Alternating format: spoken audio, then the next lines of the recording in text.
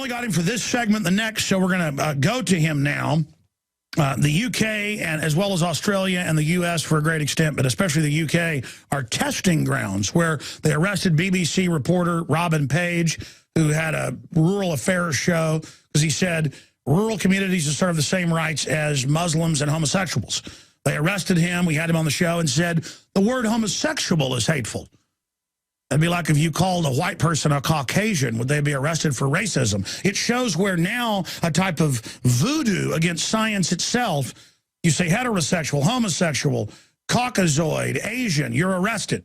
They have spies in restaurants to hear if you criticize the open borders having to pay welfare, whether it's to white Eastern Europeans or black Africans. You're arrested and hauled in as part of a Soviet show trial. This is 1 inch from the re-education camps. It's come out in congressional testimony and FBI files that Obama, who was at meetings with Bill Ayers, where they talked about putting 50 million Americans in re-education camps. Yes, it's really happening. They've said if you don't agree with global warming and don't want to pay them carbon taxes, you should be arrested. That's in our newspapers, hundreds of them. It's in the UK papers. And Lord Monckton, they've called for his arrest. And he joins us, former top advisor, a scientific advisor to Margaret Thatcher, inventor, journalist, former newspaper editor of major dailies. Here is a headline: UKIP foster couple, our agony. And proudly, the town council says they were reported anonymously. They were members of the UK Independence Party, and they said that is racism. Well, right there's total lawsuit, because if they were racist, that's their free speech, but they're not. UKIP is openly fast-growing and scaring people, calling for the EU not to be making 80+% of their laws, people of all races, religions in it. They're afraid of them. The Marxists are afraid of them because they control the left and the right in that country. And now joining us is Lord Monckton. They've demanded an apology taking their kids, but they're saying they're not going to apologize right now. So this shows how frightening this has gotten, where people are now arrested in the euro. If they criticize the euro, that's being called racism. It's like when we say we don't want government-run health care, it's a nightmare. They say on MSNBC you're a racist. This is how the communists operate. Lord Monckton, thank you for joining us. Can you break down exactly what we're facing, and correct me if I'm wrong? Well, in fact, you're absolutely right, Alex, as usual. What has happened here is that Rotherham Council, which is a local county authority, which is controlled by Marxists from the extreme hard left of the Labour Party, which seems to be most of the Labour Party these days, they took away 2 foster children from very good and experienced foster parents in Rotherham, who have looked after many foster children before, often from very difficult backgrounds. And these 2 children were from an ethnic minority, and they had come into Britain via the EU immigration policy, by which Britain no longer controls her own borders. Now, the couple belong to the United Kingdom Independence Party, to which I also belong. Until recently, I was its deputy leader. Now I'm the leader of its Scottish division. And this party is not a racist party. It never has been, and it most certainly isn't. The party does want sensible control of immigration, but not done on a racial basis at all. But the left are very, very frightened, as you know, Alex, of any dissent at all. Any really effective party in opposition to the left, they are frightened of it, and they will use techniques like this for the sake of trying to blacken its name nationally. And this has spectacularly blown up in their face, because the couple went public and they said, we are not racists. The party we belong to is not racist. There is absolutely no excuse for this. We were not given any chance to have our say before the children were taken away. And I think what's going to happen is that because the local authority won't apologize, which of course is what it should have done straight away, the couple will eventually go to court and ask for what we call judicial review of the administrative decision. Well, they have to, because it'll stand the charge that they're racist, because they belong to the fastest growing, one of the largest parties, with prestigious people like yourself and Mr. Farage leading it. Well, and we've also just converted Lord Hesketh, who used to be the leader of the Conservative Party in the House of Lords. He is now a member of UKIP. We have Stuart Wheeler, who's our treasurer. He's a millionaire. He's been talking to 8 Conservative backbenchers about whether they would like to defect from the Conservative Party and join the United Kingdom Independence Party. This is a rapidly growing party, the second largest party in Britain in the elections to the European Parliament. This is a major force to be reckoned with. It may well indeed be the largest party after the upcoming... But never mind your real policies. We'll just call you racist. So that's what they do. See, they're frightened of us. They're very, very worried that we're beginning to make inroads not only into the Conservative Party, but also into the Labour Party, because the Labour Party has been always very soft on immigration, on the simple metric that people who come from other countries and live here tend to vote left rather than right. And so the Labour Party wants to let in as many immigrants as it can while pretending to be reasonably tough on immigration. That's the name of the game.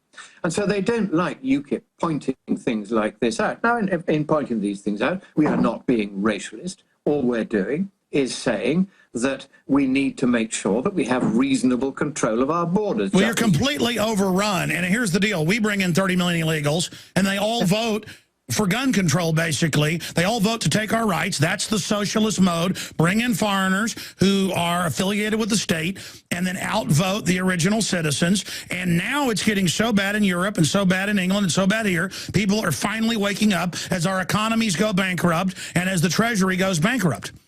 That's exactly it, because we can no longer afford to allow people from all over the world to come here and go straight on the dole and claim benefits from hard-working, working-class British people who are paying ever larger amounts of taxation, not to support themselves and their families, but to support the families of people from all over the world who, on any view, have absolutely no right to be here and have contributed nothing themselves to our society.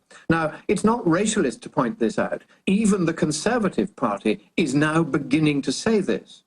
And the left are becoming frightened. But it came out with Tony Blair. They had a secret deal for a decade with the EU to bring in unlimited illegals, criminals, right. You name it. He kept this quiet, and he didn't let anybody know this was happening. The Conservatives were too lazy to ask. We found out. We broke the story. And, of course, the left hate us for this. They know that now we are effectively replacing the Conservative Party as the opposition because we know the facts, we smoke out what's going on, and we then come out and say so. And they don't like this. So the left are now more frightened of us than they are of the Conservative Party because they can see that the way things are going, the United Kingdom Independence Party is going to replace the Conservative Party as the party of the right in Britain.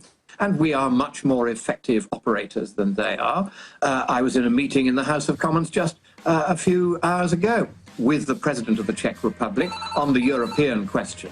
And he was saying, well, you know, we all now need to think about whether the euro has a future, whether the European Union has a future. And he said, they will call us racialist, even for raising these questions. That's right. Lord Monckton, stay there. Incredible. We'll hear about your meeting with a European Union president in a moment. We'll be right back. Insider billionaire investors like George Soros and John Paulson have recently made massive moves into gold, purchasing what Bloomberg News described as gold hoards. Soros alone doubled his holdings in a single day. Russia's Vladimir Putin has doubled down on gold, increasing the country's holdings by over 100%. With $1.8 trillion under management, the bond king Bill Gross, the world's preeminent bond fund manager at PIMCO, has warned investors of the dangers of QE3 and inflation. And what's he betting on? You guessed it, gold. Friends, this is Alex Jones for MidasResources.com. For more than 15 years, I have exclusively used Midas Resources for all my precious metal needs. Whether it's bullion or collectibles you're looking for, Midas Resources is simply the best. I own my gold as a hedge against inflation. This Federal Reserve fiat currency could go the way of the Deutschmark and the Weimar Republic anytime. In these historically dangerous times, it makes sense to physically hold gold and silver. Midas already has some of the best deals in the industry. But if you give them a call and mention the radio special, they will give you a list of the day's super specials. Midas brokers are standing by to answer all your questions at 800-686-2237. They also have a lot of informative free literature explaining the opportunities and risk of holding precious metals. They are ready to answer your questions at 800-686-2237. Again, that's 800-686-2237. Lord Monckton will be with us till about 40 after. He's going to give us a breakdown on the tyrants' latest attacks on our liberties via the Green Movement cover they run. He is probably the world expert geopolitically on what the socialist and Marxist and basically armies of evil control freak dumb are up to. But you need to understand, ladies and gentlemen, I have found bribery going on at the Capitol that made the front page of the paper. And they called me up and asked if I was a racist, and it had nothing to do with race. And I said, why are you asking me this? And they said, we want to just know if you're a racist. And then the guy started giggling on the other end of the phone. They know it's a weapon. Okay? And you need to understand, as Lord Monckton has traveled all over the world, is exposed, the carbon taxes will kill 1 billion people, most of them brown. So Lord Monckton actually goes and feeds people starving in Haiti. And I'm so sick of the eugenicist, population reductionist left calling themselves left. Thomas Jefferson was a liberal. These people are control freak, authoritarian monsters who want control of the resources. Lord Monckton, I'm sorry I'm ranting, but it's so over the top to be constantly called racist by these people when they are certified, from my research, absolute anti-humans, period. Well, in particular, they are anti-black and brown and yellow humans. People who tend to be poorer than the average are the ones who are going to get hurt first and worst by their environmental policies. There's no doubt about this. I've just been reading the next UN climate report. They come out every 5 years. There's another one coming out next year. And I am now an appointed expert reviewer for that document. And it is full of the same sort of rubbish that's in the previous documents. And I've had to write so far 70 pages of comments saying you're going to have to clean this up and start doing honest science again, because the kind of policies that these people advocate using the bogus science from the UN's climate panel are policies that will indeed be making poor people poorer still. I don't think I would go so far as to say as that they're going to end up killing 1 billion people. There have been books by people like Paul Ehrlich saying that they would like to see the population of the world to reduced from its present 7 billion down to 1 billion people, losing 6 billion. Sure. Just to interrupt, because you raised that, reading your papers at Science and Public Policy, and give that URL out for folks. If they implemented the carbon taxes of Copenhagen, there's already 30+ million people starving to death, 50 million, total. If you take associated deaths from malnutrition, there's an additional 20 million on the 30. But I was actually going off some of your research and some other research. I mean, correct me. If they implemented their plans, would it not be 1 billion dead over a decade? If they get away with what they're trying to do, then very large numbers of people in poorer countries will die. It's very difficult to put numbers on it, frankly, because it depends on how much of their extremist nonsense they get away with. And I'm glad to say that gradually more and more scientists are now standing up and saying, look, we can't turn our backs and just be quiet anymore. We're going to take the risk of speaking out, even though we will then be called racist and all sorts of other names, and they will vilify us and go after our reputations. I've had it all thrown at me, Alex. Oh, you say you're a member of the House of Lords, and they say you're not, and you're just a racist. All these childish insults, anything rather than talk about the actual science, which doesn't add up. There's been no global warming now, this is breaking news, for 16 full years. None whatever. And here they are writing yet another UN. And by the way, you were the first to break that down with scientific research. They now admit all that in the news. But going back in the brief time we have in this segment, longer segment coming up, Lord Monckton, yeah. Go back to your meeting with the Czech president there at the House of Lords. Yes, and this was fascinating. It was the House of Commons, actually. This was fascinating because quite a large audience came. And he was saying that the left are gradually pushing their way in, taking everything over. And he said that you now really can't tell the difference between the major policies of the EU and communism. He used the word. He has seen this, and he's finding it increasingly difficult to to restrain himself from speaking out about it. He's just got a very good book just come out called Europe, The Shattering of Illusions. Maybe you should get it at the Alex Jones store. It's a very good book. Yes. Very short but very clear. And it explains the process by which the European Union is dismantling democracy in exactly the same way as the environmental movement are doing it. And of course, the European Union is right in there working with the environment. Well, they call themselves a new Soviet. Stay there, break that down. I'll give you the floor for 10 minutes when we come back, and then I know you've got to go to another important meeting. Do you understand how dark it is? How far down the line we are? How late it is? Coming up, the Democratic Party is now running around saying that guns are terrorist weapons. So now they want to take your guns in the name of the war on terror. The chairman of the U.S. Federal Energy Regulatory Commission has provided aspiring terrorists with an idea. Use a .22 rifle to take out power transformers. And they're now saying we've got to ban guns because terrorists may use them to shoot up power transformers. Just hoping copycats go out and do it. That's coming up. Okay, Lord Monckton, you've got the floor here for the next 10 minutes. Break down the points you're making. This is not hyperbole. The way they've bankrupted Europe with socialism, then their answer is bring in even more foreigners who then threaten to riot if you don't raise taxes again, to then engage in more social engineering. France is over 80% tax for people that actually work. Where is all this headed? Where is Europe going?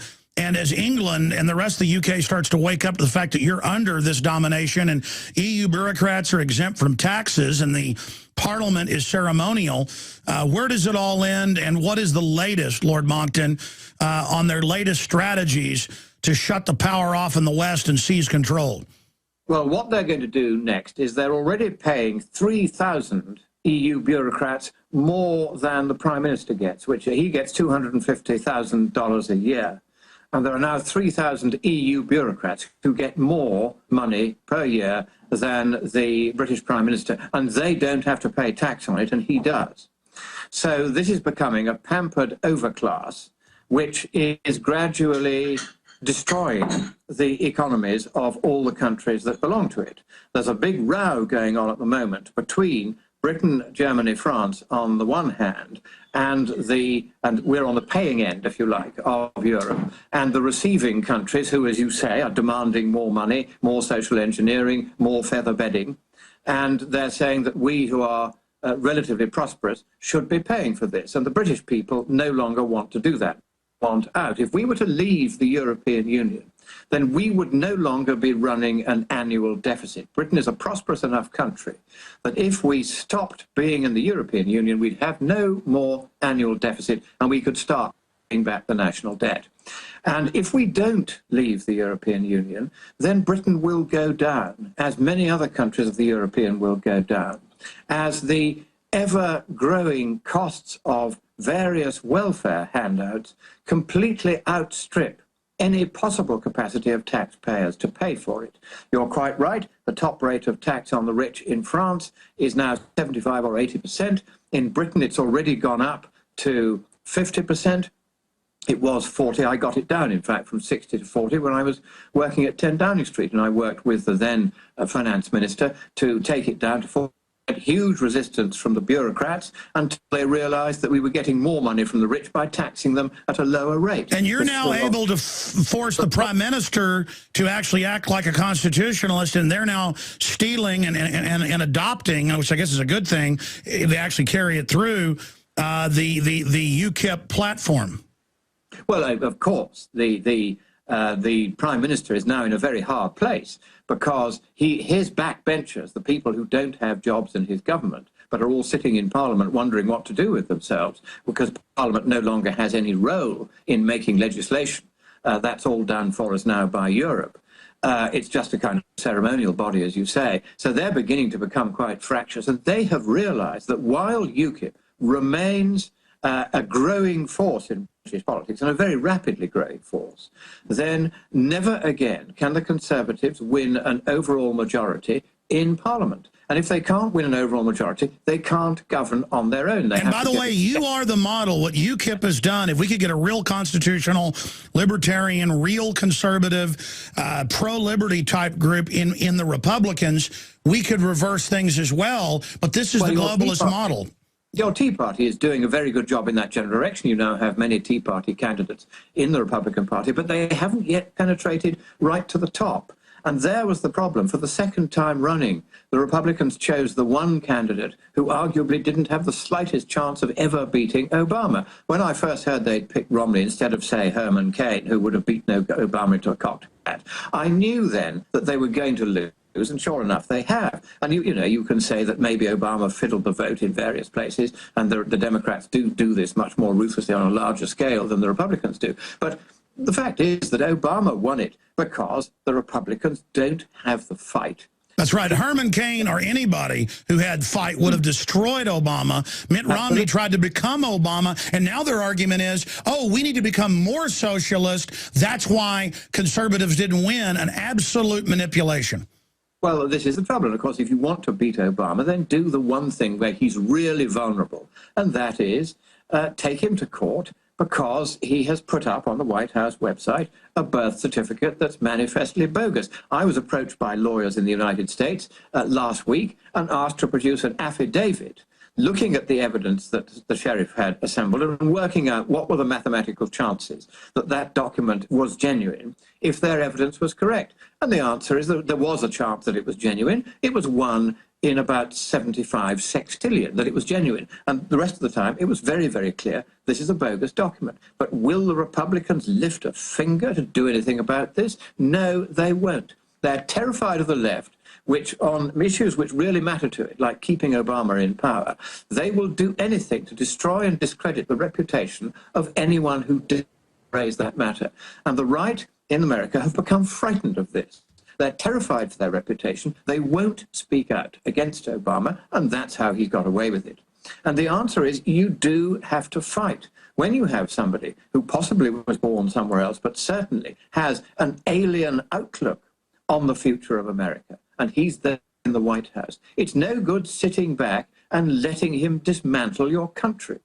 The Republican Party has got to learn to fight on ground where it's going to win. And by the way, going back to UKIP being really the model over here, and some of the things Ron Paul's done, and Campaign for Liberty being the model, you guys, for what, over a decade, have been hammering that the EU makes most of your laws when no one was listening. Now, and I'm not just saying this, I read British newspapers every day, and UK papers, and EU papers. You're now setting the agenda in spades, in triplicate, even though most of the time they don't give you credit. That doesn't matter. The real value is you're beginning to set the agenda. People in the UK are realizing there is an authoritarian takeover. People in the European nations who are being told to give up whatever sovereignty you had left to the bureaucrats, they're waking up.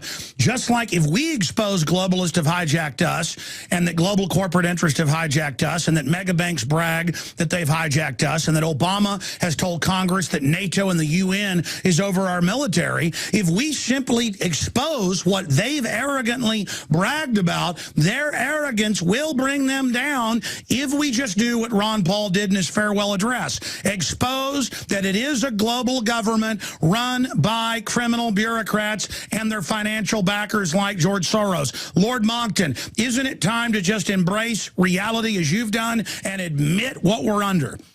I think what you have to do is to say, we will not let democracy die. We will not allow the vision of your founding fathers to disappear. We will not allow these bureaucrats worldwide, the Brzezinskis of this world, to set up a global government behind our backs and then inflict it upon us, whether on the excuse of the environment or any other excuse. We will not allow regional governments like that of the EU any longer to remain as unelected and undemocratic as they are now. We will win our democracy back.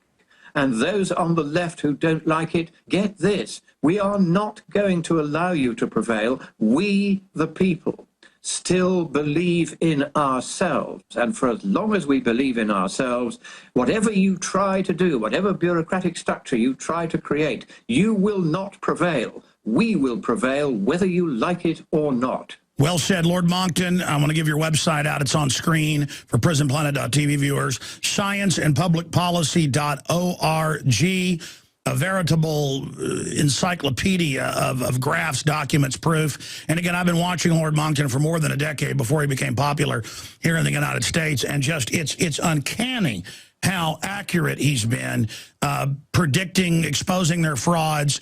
I mean, if there's one guy shoving the sword into the dragon's heart, it's Lord Monckton. That's why he's demonized and attacked and lied about so savagely. The system hopes that you're not paying attention and just buys into their surface attacks, but more and more that's not working.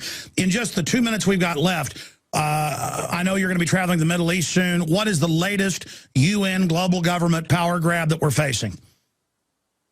Well, what they're going to do next is they're going to try to establish a global climate regime with the UN in charge. This is the thing they've been trying to do all along. They were thwarted at Copenhagen because I got hold of an early copy of the draft treaty in which they were going to set up a world government. We've stopped that, but they're still trying.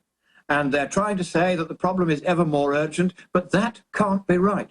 Because since the second assessment report of the UN in 1995, there's been virtually no global warming since then. It stopped. Doesn't mean it's stopped forever. I would expect to see it resume next year, actually, but only at a very slow rate. A rate so slow that we don't have to worry about it. And so what we'll be doing in Qatar at the 18th of these annual climate conferences, where the UN little by little is trying to build itself a new power base around the environmental movement, we will be there to stop them.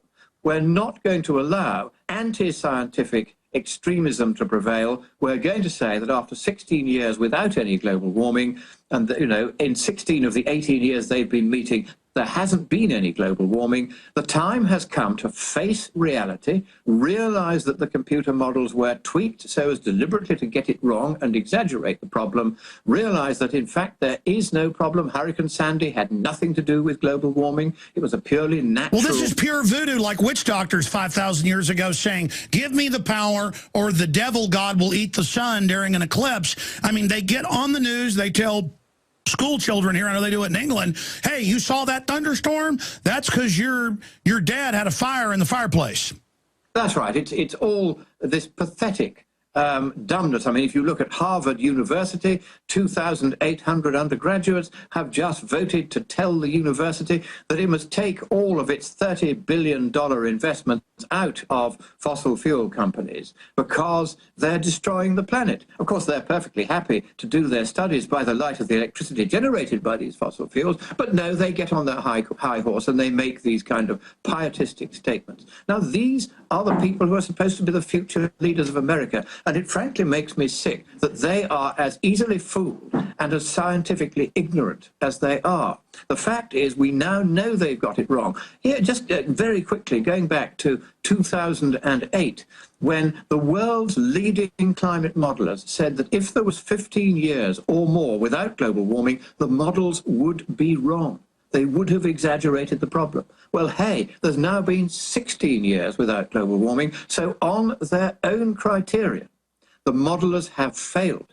And the entire basis for this scam in the computer models is now proven to be wrong by the failure of that. But, sir, as you know, in closing, there are useful idiots at the lower level. This is their religion of feeling good and being control freaks. That's why they're really attracted to it, like moths to flame. At its heart, it's about shutting off the West industry because the globalists in all their admissions say that the wealth engine doesn't make us dependent on socialism. They want to shut it down to make us stand in line like poor Russians to get sausages and nylons. And here's the answer to this, Alex. If you go on to scienceandpublicpolicy.org and download what we're calling the futility report. It's done by my colleague Chip Knappenberger, and he took my equations on how to work out how much it costs to make global warming go away and how little global warming you will make to go away if you try to intervene. And he has worked out that if you shut down the whole United States from this year, then by 2050, in about 40 years' time, the world would be 0.08 Celsius degrees cooler that is a 1/12 of a Celsius degree, a 1/6 of a Fahrenheit degree cooler than it is today. And if you kept on not having a United States for 100 years until 2100, then the world would be 1/3 of a Fahrenheit degree. But then the final key, as you know, General Electric and others, they are exempt from having their coal power plant shut down. So it's a purely cold-blooded mafia operation to shut down their competition, and then they can have artificial scarcity and make you buy from them for 3 or 4 times what it previously was.